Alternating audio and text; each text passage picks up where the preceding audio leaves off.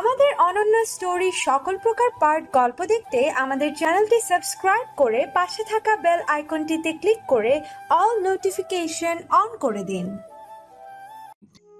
রাতে তোর ঘুম হয়নি, যা ঘরে গিয়ে ঘুমিয়ে নে একটু। বড় মামি পাশে এসে বসায় তিনি উঠে নিচের ঘরে গেলেন। হাতে কোনো কাজ নেই, খিচুড়ি যা রান্না হয়েছে রাত পর্যন্ত চলবে, তাই কাঁথা গায়ে দিয়ে শুয়ে পড়লেন তিনি। বড় মামিও শুয়ে পড়লেন তার স্বামীর পাশে। একটু তন্দ্রা ভাবও হয়েছে তার, কখন যেন ঘুমিয়ে পড়লেন তিনিও। বড় মামা অনেক কষ্টে পাশ ফিরলেন, তাকিয়েই রইলেন তার প্রিয়তমার মুখের দিকে। একটু যেন ছুঁয়ে দিতে ইচ্ছে হলো তার, কিন্তু পাছে ঘুম ভাঙে, তাই মুচকি হেসে তাকিয়েই রইলেন। এই মেয়েটা তার জীবনে এসেছিল পুতুল খেলার বয়সে, যদিও তাদের দুজনের বয়সের বিস্তর ফারাক ছিল, তবুও ভালোবাসার যেন কমতি ছিল না তাদের মধ্যে। কিন্তু পরিবারের মানুষ যেন তার এই বউ প্রীতিটাকে ভালো চোখে দেখতেন না। পুরুষ মানুষের আবার এত মেয়ে ঘেঁষার স্বভাব হবে কেন? চাচি ফুপুদের কথায় কটাক্ষে এসব ইঙ্গিত পেয়ে তিনি তাদের চোখে ভালো থাকতে কেমন যেন দূরে সরে গেলেন তার স্ত্রীর থেকে। তারপর যেন প্রেমিক স্বামী থেকে পুরুষ হলেন তিনি। পরিবার আর সমাজের কাছে ভালো সাজার এই চেষ্টাটা একসময় তার স্বভাবে গেঁথে গেল। তিনি হয়ে গেলেন আত্ম অহংকারী স্বামী, যার পায়ের তলায় তার স্ত্রীর ঠাঁই। কথায় কথায় ধমক, তার কোনো মতামতকে গুরুত্ব না দেওয়া। পরিবারে বোন কিংবা মা কারোর সাথেই ঝগড়া কিংবা বিবাদ হলে দোষ যারই হোক ক্ষমা তাকেই চাইতে হবে, এটাই যেন অলিখিত বিধান হয়ে যায়। এতদিনে যেন সবার মন জুড়ালো, চোখ জুড়ালো তাদের দুজনের এমন দূরত্বে, ছেলের পৌরুষে। কিন্তু তিনি জানতেও পারলেন না সবাইকে খুশি করতে গিয়ে তিনি অদৃশ্য ইমারত তৈরি করে ফেললেন দুজনের মাঝখানে। স্ত্রী শুধু রাতেই প্রয়োজন, ছেলে মেয়ে জন্ম দেবার আর সংসার সামলে রাখার এক মেশিন। তার চোখের কোণে এক বিন্দু পানি চলে আসলো। এই পানির উৎস তার অসুখ ঘটিত কোনো যন্ত্রণা থেকে না, এর উৎস অতীতের করা অন্যায়ের অনুশোচনা বোধ থেকে। বৃষ্টি এখনো পড়ছে অবিরত, রাস্তা জনমানুষ শূন্য। এদিকটায় মানুষের যাতায়াত এমনিতেই কম। বৃষ্টির জন্য যেন তা দেখলেই মনে হবে জনমানবহীন কোনো অনাবৃষ্কৃত জায়গা একটি। সেখানটায় মানুষের আগমন এখনো ঘটেনি, খোঁজ পায়নি কেউ এই সুন্দর ভূমিটার। প্রিসিলা সকাল থেকে ল্যাপটপে কাজ করছে, রোদেলার ফ্রিল্যান্সিং এর নোট আর ইউটিউব ঘেটে ঘেটে কিছু একটা শিখবার চেষ্টা করছে। ভেবেছে কোনো একটা কোচিং এ ভর্তি হয়ে যাবে। ঘড়িতে দুপুর গড়িয়ে বিকেল হতে চলল, বৃষ্টি তখনও চলমান। বৃষ্টি ওর কাজে যেন দৃঢ় প্রতিজ্ঞ। কোমর বেঁধে নামা যাকে বলে। রাস্তায় কিছুক্ষণ পরপর রিকশার টুংটাং শব্দ পৃথিবীর সাথে যেন যোগ ঘটাচ্ছে এই বাড়িটার। এখন বিকাল 3:30, কিন্তু বাইরে তাকালে মনে হবে সন্ধ্যা গড়িয়ে রাত হবে একটু পরেই। 3টে মাত্র মেয়ে মানুষ এই পুরো বাড়িটার মধ্যে। একটু আগেও তারা 4 জন ছিল, কিন্তু বড় মামা একটু আগেই ইহলোক ত্যাগ করেছেন বলে তারা 4 জন থেকে 3 জন হয়ে গেছে। একেবারে নিভৃতে, কারো চোখে মুখে কোনো আর্তনাদ নেই, কান্না নেই। বড় মামা মরে যাওয়ায় যেন সবাই একটু খুশি মনে মনে, কারণ তিনি অসহ্য যন্ত্রণা থেকে মুক্তি পেয়েছেন। সবাইকে খবর দেওয়া হয়েছে।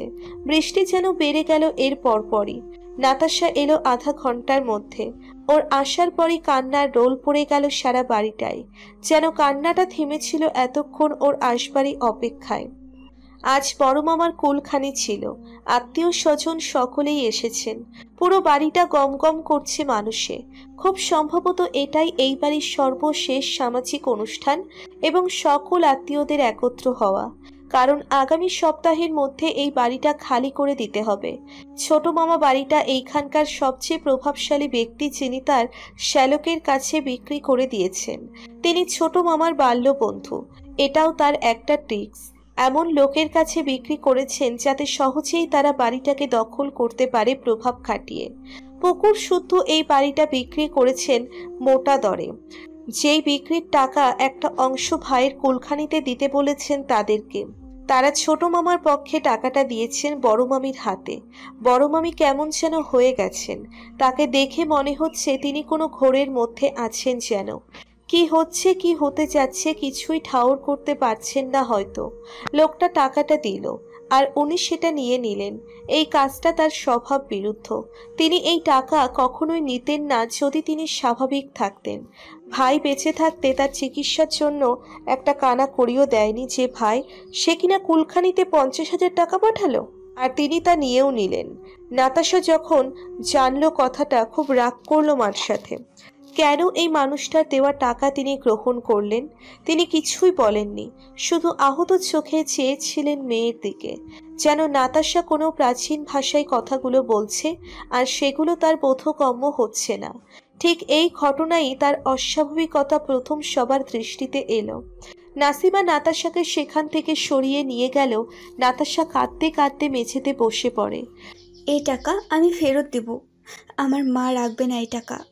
এ পরিবারের ওপর কোনো মানুষের অভিশাপ আছে ফুপু, তা না হলে কেন এমন হবে? বলেই ফুপুর বুকে প্রথমবারের মতো আছড়ে পড়ে নাতাশা। ফুপু কাঁদতে কাঁদতে পরম মমতায় হাত বুলিয়ে দেন ওর মাথায়। তারও কি শোক কম? বড় ভাইয়ের সাথে বয়সের ফারাক প্রায় 10 বছর হলেও পিটাপিটি ভাই বোন হওয়ার সম্পর্ক ছিল সবার চেয়ে গাঢ়। বাবা মারা যাবার পর এই ভাই তাদের সকলের দায়িত্ব নিয়েছেন, বড় করেছেন, বিয়ে দিয়েছেন। কিন্তু তার কি করুণ পরিণতি হলো শেষে? সবার এমন একটা ভাব যেন সবার প্রতি তার যেটা ছিল সেটা তার দায়িত্ব, আর ছোট হিসেবে তা পাওয়ার অধিকার ছিল তাদের সবার। কিন্তু তার প্রতি কর্তব্য, সেটার কথা যেন কারোরই মনে নেই। ভোগবাদী জীবনের সবচেয়ে কঠিন বাস্তবতা হচ্ছে এই চিত্রটি। একই বাবার ঘরে জন্মানো ভাই বোনকে কেমন আছে কোনো খবর কারোরই নেই। কোনো ভাইয়ের 5 তলা বাড়ি তো আর এক ভাই দারোয়ান। এই চিত্রটি যেন বর্তমান সময়ের প্রতিচ্ছবি। কারো কষ্টে ব্যথিত হওয়াটা আমরা ভুলে যাচ্ছি ক্রমশ। আমরা যান্ত্রিক দুনিয়ায় প্রবেশ করছি, কিন্তু বুঝতেও পারছি না কত গোপনে আমরা নিজেরাও যান্ত্রিক হয়ে যাচ্ছি সময়ের আবর্তনে। নাসিমা যেমন নিঃস্বার্থভাবে সব দিয়েছে ভাইকে, কোনো বোনই কিন্তু এমনভাবে এগিয়ে আসেনি। তারাও করেছে, কিন্তু তারা তাদের বুঝে নিয়েছেন অনেক আগেই। তারাই হয়তো ঠিক ছিল, নাসিমা ভুল। তাই তো কুলখানির শোকের চেয়ে নাসিমা এখন কোথায় দাঁড়াবে মেয়েটাকে নিয়ে তাই ভেবে বেশি চিন্তিত। সেই চিন্তা ভাইয়ের মৃত্যুর শোক ছাপিয়ে যাচ্ছে। রোদেলা বলেছিল এই বড় মামাই গলার কাটা হবে নাসিমার। আজ কি তাই হলো তার সাথে?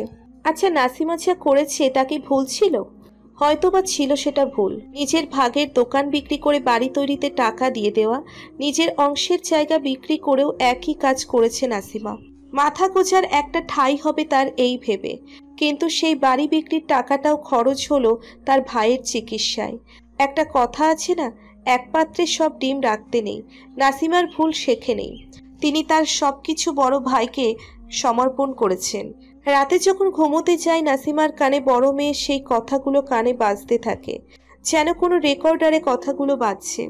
কুলখানির পরদিন সকালেই নাতাশা কাকার টাকাটা ফেরত দিয়ে আসে। ওর মায়ের শরীর অনেক অসুস্থ, ডাক্তার দেখাতে হবে। ছেলে নিয়ে নাতাশার এখানে থাকা সম্ভব না, তার উপর এত দূর থেকে ঘন ঘন আসাও সম্ভব না এত ছোট বাচ্চা নিয়ে। তাই মাকে সাথে করে নিয়ে যায়, কয়েকদিন থাকুক মেয়ের কাছে। নাসিমা আর প্রিসিলাকেও সাথে যেতে অনুরোধ করে নাতাশা, কিন্তু তারা যায় না শেষ পর্যন্ত। ভাতিজির শ্বশুর বাড়ি বলেই তো যাওয়া যায় না। এই পুরো বাড়িটাতে তিনি তার প্রিসিলা ছাড়া তৃতীয় কেউ নেই। সবাই যেন তাদেরকে ফেলে চলে গেল এক এক করে। গতরাতে বোনেরা সবাই ফিরে গেছে নিজ নিজ সংসারে। সকালে আসবে বলে গিয়েছিল, ফোন করে জানিয়েছে তারা আসতে পারছে না। হঠাৎ 2 জনেরই ভীষণ জরুরি কাজ পড়ে গিয়েছে। নাসিমা তাদেরকে বলল, সমস্যা নেই, তোরা কাজ শেষ কর আগে। সন্ধ্যায় নাসিমার হঠাৎ বোনদের করা পেছনের একই রকম কিছু ঘটনা মনে পড়ে যায়। ওরা সব সময় নিজেদেরকে নিয়ে ব্যস্ত। নাসিমার থেকে নিরাপদ দূরত্ব বজায় রেখে এত দাওয়াত পিঠা পুলি তৈরি হতো এই বাড়িতে। ওরা কখনোই সকাল সকাল এত না। সব কাজ নাসিমাকে একাই করতে হতো। তারা সেজে গুজে দুপুরের দিকে এসে দুঃখ প্রকাশ করত আর বলতো অনিচ্ছা সত্ত্বেও কিভাবে দেরি হয়ে গেল। কাজে সাহায্য করতে পারল না। বোনের একা একা সব করতে হলো, কপট অনুশোচনা। এতেই খুশি নাসিমা। বোনের কষ্ট বুঝেছে, এতেই হবে। সবসময় নিজেরটা রেখে পরের সুবিধা অসুবিধা, পরের সুখ দুঃখ এসব নিয়ে ব্যস্ত থাকতেন তিনি। আর আজ তিনি বড্ড একা, বড় নিঃসঙ্গ। এমন একলা নাসিমা কখনোই ছিল না। এতটা একাকিত্ব তাকে কখনোই গ্রাস করেনি। জীবনে অনেক ঝড় এসেছিল, কিন্তু কখনো একাকিত্ব আসেনি। এবারকার মতো করে নাতাশা ওর মাকে নিয়ে গেল। বোনেরা ফিরে গেল যে যার সংসারে। দিনগুলো দ্রুত ফুরিয়ে যাচ্ছে। নাসিমার মনে হতে লাগলো কয়েকদিন ধরে যে যন্ত্রণা তিনি পাচ্ছেন তার চেয়ে মৃত্যু হয়তো কম কষ্টের। তিনি যে মেয়েটাকে নিয়ে কোথাও ঘর নেবেন তার জন্য আর্থিক কিংবা মানসিক সাহস তার নেই। তার বোনের অবশ্য একটা ব্যবস্থা ঠিক করে দিবে, কিন্তু পেছনের সব ভেবে আর তাদের মনের কথা বুঝতে পেরে তার আর কারো কাছ থেকে কিছু নিতে মন চাইছে না। ঋণের বোঝা কত ভারী হয়ে গেছে ইতিমধ্যেই। আর কারো কাছে তার প্রত্যাশা নেই, আবদারও নেই। সেদিন বোনেরা পরদিন সকালে আসবে বলে গেলেও দুই বোনের একজনও আসেননি। তাদের এক এক কাজ। নাসিমা যেন ধাক্কা খেয়েছিল। এত বড় বাড়িতে একা মেয়ে নিয়ে আছে। ওরা চাইলে এখানেই থাকতে পারত কয়েকটা দিন, কিন্তু তারা সবার আগে প্রায়োরিটি দিয়েছেন নিজেদের সংসারের, নিজেদের সন্তানদের। রাতের বেলা খোলা বারান্দায় দাঁড়িয়ে এসব ভাবতে থাকে নাসিমা। সে কি করেছে? নিজের সন্তান, সংসার, স্বামী কখনোই প্রায়োরিটিতে প্রথমে ছিল না। যারা ছিল তারা এক এক করে চলে গেছে ছেড়ে। নাসিমা আপনের থেকে পরকে নিয়ে মেতেছিল সারাটা জীবন। ভেবেছে নিজের সন্তানেরা আর যাবে কই তাকে ছেড়ে। বোনদের কাছে স্বামীর, মেয়েদের বদনাম কটাক্ষ করত, দোষগুলো তুলে তুলে ধরত সমাজের কাছে। এমন ভাব যেন মেয়েকেও ছাড় দেন না তিনি। আর সারা জীবন ভাই বোন করে গেছেন। সবার বিপদে দৌড়ে গিয়েছেন। টাকা পয়সা দিয়ে হয়তো কিছু করতে পারেননি তিনি, কিন্তু জান দিয়ে করেছেন সবাইকে। সারাটা জীবন ভাই বোনের নামে তসবিহ জপে গেছেন। উঠতে বসতে খোঁটা দিয়েছেন স্বামী আর মেয়েদেরকে তাদের বোনদের করা দয়ার ফিরিস্তি তুলে, যেন তারা কিছুই করেনি কারোর জন্য। নিয়েই গেছেন সারাটা জীবন।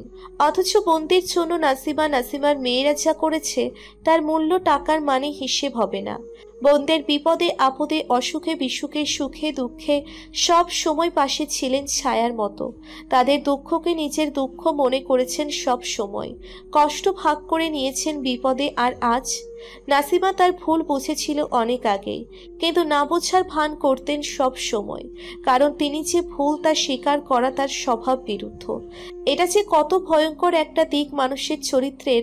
ভুল করছেন জেনেও তা না বোঝার ভান করা এবং ভুলকেই ঠিক বলে প্রতিষ্ঠিত করা। কিন্তু ভুল যে ভুলই তার সময় নাসিমাকে ঠিক হিসেব মিলিয়ে দেখিয়ে দিল। নাসিমার বুকটা পুড়ে গেল। এমন ভুল যেন কেউ না করে। দুনিয়াকে খুশি করতে গিয়ে নিজের সংসারকে, মেয়েদেরকে দাবার চাল বানিয়েছিলেন তিনি। খোলা বারান্দার মেঝেতে বসে কাঁদছেন তিনি, জীবনের কথা ভেবে, ফুলের কথা ভেবে। আগামীকাল এই বাড়িটা ছেড়ে দিতে হবে, সবাই সেটা জানে, তবুও যেন কেউ জানে না। নাসিমা ঘুরে ঘুরে দেখে বাড়িটা। এই বাড়িটায় কেউ এলে দেখতো কত যত্নে করা এর প্রতিটি কোণ, কত ভালোবাসায় গড়া এই বাড়িটা। কৃষ্ণচূড়া বাইরের মূল ফটক থেকে তাকালেই চোখে পড়বে শিউলি গাছ আর নুড়ি পাথরের সুন্দর সেই পথ। সেটা পৃথক করেছে ঘন সবুজ ঘাসের এই বিশাল জায়গাটাকে। এই যে নুড়ি পাথরের পথ যেটা মেইন গেট থেকে এসেছে, সেটা ধরে একটু এগিয়ে গেলে মূল বাড়ি। সাদা রঙের দোতলা বাড়ি, পুরোনো দিনের বাড়িগুলো যেমন হতো আর কি। বিশাল ঘর, সিলিং সেই উঁচুতে, সাদা শ্বেত পাথরের মেঝে, টানা খোলা বারান্দা, যাতে উপর হয়ে তার মা তাদের ভাই বোনদেরকে ডাকতেন খাওয়ার সময়। হাঁক দিতেন সবজি কিংবা মাছ বিক্রি করতে আসা হকারদের। তখনও এই কাঁঠাল গাছটা এত বিশাল রূপ নেয়নি। ছোট্ট এই বাড়িটা তৈরি করতে তখনকার সময়ে অনেক খরচ হয়েছিল। বাড়ির সামনে বিশাল কাঁঠাল গাছ সময়ের বিবর্তনে যেটা বিশাল রূপ নিয়ে বাড়িটাকে যেন আগলে রেখেছে, যেন আড়াল করতে চাচ্ছে বাইরের লোকেদের দৃষ্টি থেকে। দুপাশে আগে জোড়া কৃষ্ণচূড়া গাছ ছিল, এখন একটা আছে, আর একটা মরে গিয়েছে কোনো এক কারণে। এই বাড়ি ভর্তি গাছগাছালিতে, তবে তা বাড়ির সীমানা বরাবর।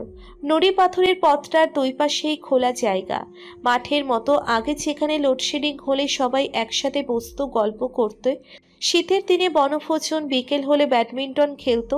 একপাশে হয়তো মেয়েরা বৌছি কিংবা কানামাছি খেলতো। নুড়ি পাথরের এই পথটা ধরে একটু সামনে এগোলেই সেটা বেঁকে গিয়েছে বাড়িকে প্রদক্ষিণ করে। সে পথটা ধরে কেউ হাঁটলে চলে যাবে বাড়ির পেছনের পুকুরটায়। ছোট্ট পুকুর, বাড়ির মেয়েদের গোসল করার জন্য তৈরি হয়েছিল এটা। অযত্নে সেটা দখল নিয়েছে কচুরি পানারা। সামনের কিছুটা অংশ উন্মুক্ত। সেটুকু দেখেই মনে পড়ে নাসিমার এটা তাদের বাড়ির পুকুর। কতদিন পর এদিকটাই এলেন তিনি। অযত্নে এখানটায় অগাছায় ভরে গেছে। ঘাট বাঁধানো সাদা মাটা পুকুর হলেও এর সৌন্দর্য দেখবার মতো, কারণ এর চারপাশে রয়েছে অনেক গাছ। অনেক আগে এখানে বাঁশবন ছিল। যখন এই বাড়িটা উন্মুক্ত ছিল তখনকার কথা। মেয়েদের গোসল আড়াল করতেই বাঁশবন করেছিলেন নানা। এই বাড়িটা বিশাল ছিল একসময়। বিক্রি করতে করতে শেষে আজকের কৃষ্ণচূড়া বাউন্ডারির মধ্যে নিজেকে গুটিয়ে নিয়েছে। নাসিমা বেশ কিছুক্ষণ বসে থেকে উঠে পড়ল। নুড়ি পাথরের সেই পথে এগিয়ে গেল আরো সামনে, হাত দিয়ে বাড়িটা ছুঁতে ছুঁতে। ও যেন বিদায় নিচ্ছে প্রতিটি ইট, পাথর আর বালুকণার কাছ থেকে। এই বাড়ি নিয়ে নাতাশা কিংবা ওর মায়ের তেমন কোনো অনুভূতি আছে কিনা তা জানে না নাসিমা। কখনো কথা হয়নি এই নিয়ে। তবে তিনি নিশ্চিত তাদের অনুভূতি নাসিমার অনুভবকে ছাপিয়ে যাবে না কখনো, কোনো দিনও। আজ সারাদিনে কেউ তাদের খোঁজ নেয়নি। আগামীকাল চলে যাবেন তারা এই বাড়ি ছেড়ে। রাতটা কোনো মতে কাটুক, এসব আর ভাবতে চান না তিনি। যা হবে দেখা যাবে। সারা জীবন সে এত ভেবেছেন, কি হয়েছে তার ফল? সেই তো জীবন তাকে পথেই দাঁড় করিয়ে দিবে আগামীকাল। এসব ভেবেই কখন যেন ঘুমিয়ে পড়েন নাসিমা। ফজরের আজান শুনে ঘুম ভাঙে তার। নামাজ পড়ে আল্লাহর কাছে সাহায্য চান তিনি। আজ তিনি ঠিক বুঝেছেন তিনি ছাড়া যে তার কেউ নেই তাদের উদ্ধার করার। নামাজ শেষ হতেই বাইরের গেটের কলিং বেলটা বেজে ওঠে। ঘড়িতে চেয়ে দেখে 6:30 বাজে। এত সকাল সকাল এসে পড়ল লোকগুলো। মেয়েটার তো এখনো ঘুম ভাঙেনি। দৌড়ে তিনি বারান্দায় গেলেন। গাছের ফাঁক ফোকর দিয়ে দেখবার চেষ্টা করলেন কে এসেছে। না, তারা না। পরিচিত এক মুখ সেখানে দাঁড়িয়ে, যে তাদের পাশে আছে ছায়ার মতো। তিনি বেমালুম ভুলে গিয়েছিলেন এই ছায়ার কথা। একটু যেন নিশ্চিন্ত হলেন তিনি। ধীর পায়ে এগুলেন সিঁড়ি ভেঙে। একটু একটু করে স্বাভাবিক হচ্ছে শোভন। অফিসে যাচ্ছে নিয়মিত। গত সপ্তাহ থেকে জিম জয়েন করেছে, মনে একটা স্পিড আনতে। শোভনের বাবা বলল, এবার সবাই মিলে দূরে কোথাও থেকে বেরিয়ে আসি চলো। শোভন এসবে পাত্তা দেয়নি, কারণ ও জানে এসবে ওর জীবন স্বাভাবিক হবে না। ও শুধু ব্যস্ত রাখতে চাচ্ছে নিজেকে, ডুবে থাকতে চাচ্ছে কাজের মধ্যে। বেশ কিছুদিন ধরে রোদেলাকে নিয়ে করা পাগলামিটা বন্ধ হয়েছে ওর। বাস্তব মেনে নিয়েছে, যদিও কষ্ট হয়েছে অনেক। রোদেলা যে নেই এবং ফিরে আসবে না তাই স্পষ্ট এখন ওর কাছে। তাই ওর সামনে এ বিষয়ে কোনো কথাই হয় না, যেন রোদেলার নামে কারো অস্তিত্বই ছিল না কোনোদিন। বিকেলের রোদে গেস্টরুমের বারান্দায় চুল শুকাতে শুকাতে অনেক কিছু ভাবছে সারা ওর জীবন সম্পর্কে। এ বাড়িতে ও দুটো উদ্দেশ্য নিয়ে এসেছিল। এক, শোভনকে সুস্থ করতে সাহায্য করা। দুই, শোভনের জীবনে জায়গা করে নেওয়া। প্রথম কাজটা ও খুব সুন্দরভাবেই করতে পেরেছে বলে সবাই মনে করে। আর দ্বিতীয় কাজটা অনেক চেষ্টা করেছে সারা শোভনের মনের বাড়িতে একটু জায়গা করে নিতে। জীবনের এ বয়সে এসে একটা মেয়ে এমন ক্রেজি হতে পারে না ভালোবাসার জন্য। অ্যাটলিস্ট আমাদের সমাজে এটা ততটাও প্রচলিত না। কিন্তু সারা লজ্জা শরমের মাথা খেয়ে বিয়ে করার উদ্দেশ্যে সোজা ছেলের বাড়ি এসে উঠেছে। এখানেই শেষ না, ওর পাগলামি এমন পর্যায়ে পৌঁছে গিয়েছিল যে ও নিজেকে বদলে ফেলতে চেয়েছে। নিজের কেরিয়ারের প্রতি উদাসীন হয়ে গিয়েছে এই শোভনেরই জন্য। আর শোভন, ওর মা যখন গত রাতে ওকে বিয়ের ব্যাপারে বলল, শোভন খুব বাজে রিয়্যাক্ট করলো। চিৎকার চেঁচামেচি শুরু করলো ওর মায়ের সাথে। হঠাৎ রুম থেকে বেরিয়ে গেস্ট রুমে আসে শোভন। ব্যস্ত ভঙ্গিতে সারার হাত ধরে টেনে নিয়ে যায় ওর মায়ের রুমে। ওর মায়ের চোখে তখন আতঙ্ক। তিনি তখন থরথর করে কাঁপছিলেন। তার ভয় ছিল শোভন না উল্টো পাল্টা কোনো কথা বলে ফেলে এই মুহূর্তে। মেজাজ গরম হলে ওর মাথা ঠিক থাকে না। এই মেয়েটা সব ছেড়ে এখানে এসেছে। ওর জীবনের চরম দুঃসময়ে ওর হাত শক্ত করে ধরেছে। সবটা মনে রাখবার মতো স্থিতি শোভনের তখন ছিল না। কিন্তু বাড়ির প্রতিটি মানুষ দেখেছে কি করেছে ও শোভনের জন্য। এখন যদি উল্টোপাল্টা কিছু একটা বলে ফেলে, তা নিচের ঠোঁট মৃদু কাঁপছে। তা নজরে পড়ে সারার। ও বুঝতে পারছিল না শোভন কেন ওর হাত ধরে টেনে এখানে আনলো, আর শোভনের মায়ের চোখে মুখে আতঙ্ক কেন। শোভন দুম করে বলল, সারা, তুই অনেক করেছিস আমার জন্য। এই ঋণ শোধ করার মতো না। আমার জীবনের চরম দুঃসময় তুই আমার পাশে ছিলি, তার জন্য আমি সারা জীবন তোর প্রতি কৃতজ্ঞ থাকবো। তার জন্য কি তোকে আমার বিয়ে করতে হবে? আমি যখন বাইক অ্যাক্সিডেন্ট হলো আমাদের বুয়ার মেয়ে ঝুমা আমার অনেক সেবা করেছে, এখন কি আমার ওকে বিয়ে করা লাগবে? How lame peoples you all R.